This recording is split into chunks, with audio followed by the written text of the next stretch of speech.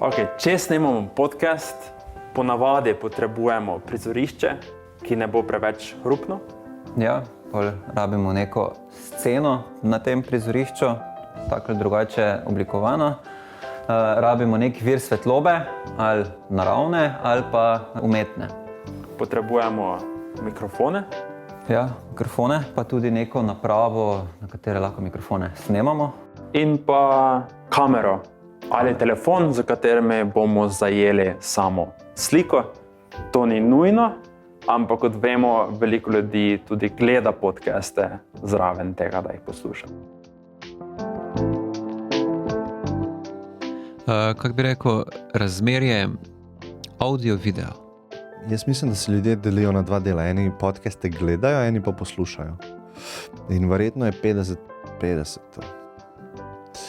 Jaz mislim, da ful bi podcenjevali število teh, če bi rekli, večinoma se poslušajo, ker izhajamo iz sebe. Mi trije smo že dolg časa v tem podcast okolju, kot konzumerji tega. In začeli se s poslušanjem. Ne? In to je nam pač native format. Jaz mislim, za veliko večino ljudi, ki so zdaj prišli, oni enačijo podcast z video. Jaz bi rekel, da je zelo pomembno video delati.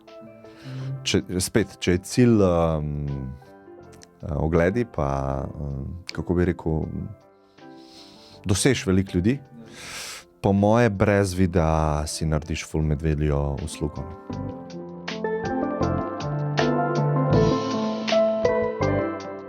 Poanta prizorišča je, da je v skladu z občutki, ki želimo deliti v podcastu.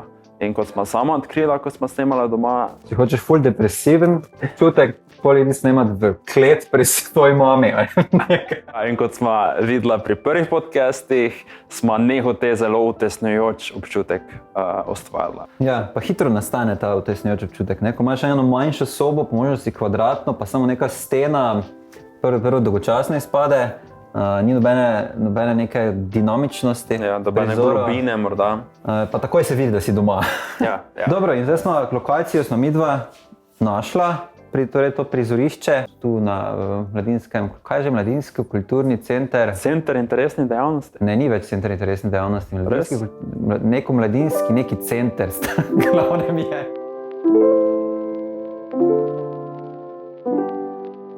Od prizorišča se lahko premaknemo na sceno.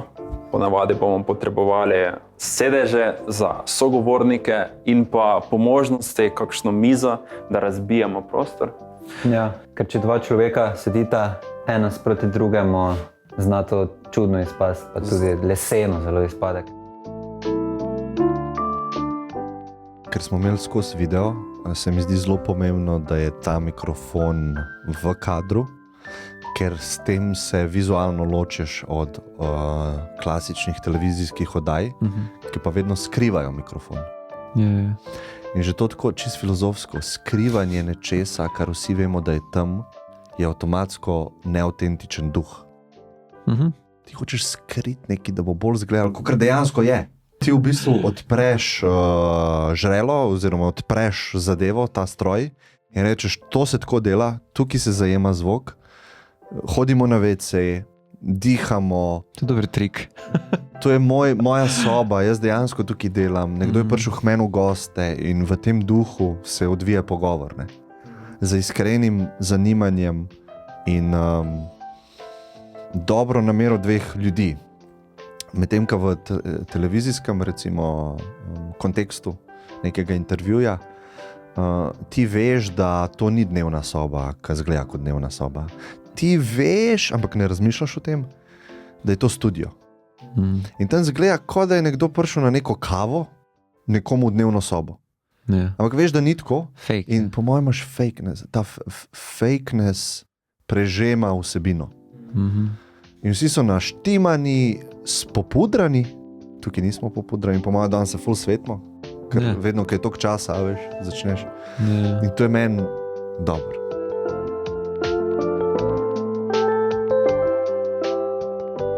Pri nama mama tako lepo urejeno, da jaz imam čez video, ti pa imaš čez zvok. Dobra poanta, da si je fajn razdeliti proces, ne? Ja. Ker če vse dela ta oba, pol lahko nikoli ne veš, kdo je zares za kaj odgovoren, in pol pride do kakih failerjev, do kaj ni vklopljeno. Pomagaš en drugemu, ampak je pa fajn, da ti zrihtaš ves zvok, jaz zrihtam ves video, ne? Mislim, ravno obratno. Ja. Ja, zdaj trenutno je proces tak, da imam asistentko Kristino, ki skrbi za družbene omrežja pa usklajevanje terminov z gostom pa z mano. Tako da v bistvu proces se začne tako. Jaz najdem ime pa priimek osebe, ki si jo želim na podcastu in to pošljem njej v Slack. Samo ime pa priimek. In ona to pogoogla, proba najdeti kontakt, ali to LinkedIn, ali to e-mail, ali to Instagram, vseeno. Ona pač proba priti do te osebe in ji piše. In potem, ko oseba izrazi zanimanje, ja, bi prišla, ima ona dostop do mojega koledarja in kar da termine gostu. In potem jaz vidim, da dobim v koledar termin. Sprav, jaz pošljem ime, dobim termin, ta pride sem, jaz prižgem te dve kameri, ki sta itak že tukaj, prižgem te dve luči, ki sta fiksirani, mikrofoni so vedno na mizi in pogovor se začne. In pogovor, ne vem, traja 2, včasih 3 ure. In potem ugasnem opremo. Luka, ki je montažer, pride to iskat, pride iskat kartice, pride iskat audio. In naslednja stvar, ki jaz vidim, je, da je objavljen na YouTubeu, pa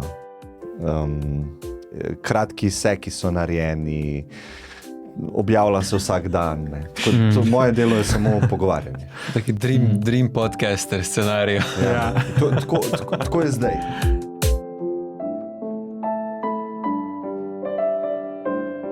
Mislim, da količini dela je po moje 8 ur vsega skupaj, ampak razporejen čez 4 različne osebe. Nekdo montira, nekdo kratke klipe dela, nekdo objavlja pač te posnetke, potem je še nekdo, ki mi evente pomaga organizirati, ko so. Se je pa to, kar sem zdaj povedal, dogreval skozi 5 let. Ja, kako pa je na začetku izgledalo, ja? Samo montažer je bil. Vse ostalo sem sam delal, social media, takrat je bilo to zelo tako porazno. Pa, Še je, ki je to na voljo, ti prve epizode so gor na YouTubeu? Vse gor. Vse gor, vse se da videti, cel proces se da videti, ko lahko skačeš iz prve epizode na 50, na 150, na 200. Vidiš, kako se je kvaliteta slike izboljševala, vidiš, kako se je prostor izboljševal, zvok, kako se je izboljševal. Tako da vse je v bistvu lahko se tam vidim. Važno je, da imate pasiven pritok denarja. In midva imamo en sistem, jaz povabim 2 človeka in ta 2 še 2 povabita in ta 2 še tak in potem denar priteka skoraj na zgor. Sicer je take oblike, sam ful ni piramidni sistem. Z vidika samega pridobivanja denarja, ne, ga ni, ne, pač, mislim, v Sloveniji zlasti ne. Ko imaš enkrat neko znatno število gledalcev, pol se verjetno lahko nekaj že dobiš iz YouTube-ovih oglasov, pa bi moral res imeti dosti. To bi res moral imeti dosti, za slovenske razmere bi po moje zelo težko. Kvečemo, če bi pokrival demografijo otrok. Ker je malo več denarja za oglasov, ampak vse druge teme pa ni realno pričakovati, da bi z samih YouTube-ovih oglasov, ampak če že imaš toliko pozornosti, da je že toliko 1000 gledalcev, lahko vedeš neke sponzorje. Mislim, to je zmeraj bolj pogosta oblika neka financiranja teh spletnih oblik, da potem na neki točki videa ali pa podcasta se omeni, kdo je sponzoriral to. Tudi v Sloveniji že so sponzorstva, eni podcasterji tudi pač živijo deloma od tega, ne? Samo ni pa to niti približno na taki ravni kot v tujini, ker lahko dejansko živiš od teh sponzorstev. V Sloveniji ni tega, ne? Tako da to je vseeno v prvi vrsti je bolj za dušo stvar. Ja. In rabiš nek vir dohodka od nekje drugje za življenje, pa tudi za investicijo v sam podcast. Po moje je 150 do 200 evrov je ena epizoda in to je po moje ful mal. Zato ker tukaj nisem uštel neke amortizacije opreme, ampak samo stroške dela večinoma. Tako da to bi mogel na tej ravni produkcije ful več stati, če bi najemal, ne vem, studio pa opremo pa tako. Oprema, če bi se lotili bolj resno kupovati neko opremo, je draga. Ja, zdaj res najbolj še je, če uporabimo stvari, ki jih že imamo. Telefon za snemanje, zdaj glede samega zvoka, tu je potem ta investicija začetna, ki se res plača. To je skoraj fajn, ker sem podcast glavno boš ga poslušal. Tako da za zvok, če že zakaj se splača investirati v kak šr mikrofone te. Če uporabimo stvari, ki jih že imamo, lahko uporabimo telefon za sliko in potem tudi laptop za priklop mikrofonov in kupimo neke USB mikrofone. So tudi izvedljivi, samo ponovadi je slabša kakovost, pa na dolgi rok jih je težje nadgrajevati. Tako da se vseeno, za moje pojme, se prej splača iti v smer posebej mikrofonov, samostojnih, pa posebej vmesnika. Tam imaš te vmesnike za snemanje, imaš za 100 evrov že v Focusrite Scarlett, je čist cool, ne? Vse, kar rabiš od tehničnega, je prizorišče, da lahko nekje snemaš, da ne ven vržejo, pa da ni preveč hrupno, pa telefon, ne? Ja. Vse drugo pa so pač dodatki, ki lahko so, niso pa nujne, ne? Ja. Kaj te najpogosteje vprašajo? Kjere kamere uporabljam ali pa kjere mikrofone. To je najslabše. Te pa še novo povej. To je najmanj pomembna stvar, ampak dosti ljudi začne pri temu, lahko tudi malo filozofije dam noter, ne? Zato, ker je to prikrit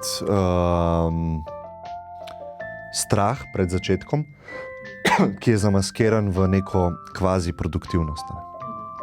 Se pravi, ti rečeš, jaz bi želel to začeti delati, ampak ker se bojim, to podzavest reče, bom šel delati eno stvar, ki je kao korak v to smer, ampak se ne bojim in začneš raziskovati na Amazonu, kjera oprema je dobra za podcast. In po moje to je ful pomembno, da prepoznaš, pa rečeš, to zdaj sebe jaz bullshitam, in sam postaviš ta iPhone brez mikrofona in začneš. In to se da z AI-om tako dobro spucati zvok, pa slika je od iPhona dost dobra, 4K. Uspešne oddaje so obstajale v 50-ih pa 60-ih, zelo slabo, tako da ne se s tem ukvarjati, ampak ne vem, kjer so kamere, neke Sonyjeve z neko lečo. Ja, lečo sem mogel posebej. Za neko lečo. Ja, lečo sem mogel posebej. Jurija je ena, vse skup komplet. SM7B Shure, to je tak legendaren mikrofon. Michael Jackson je Thriller na njemu posnel cel album.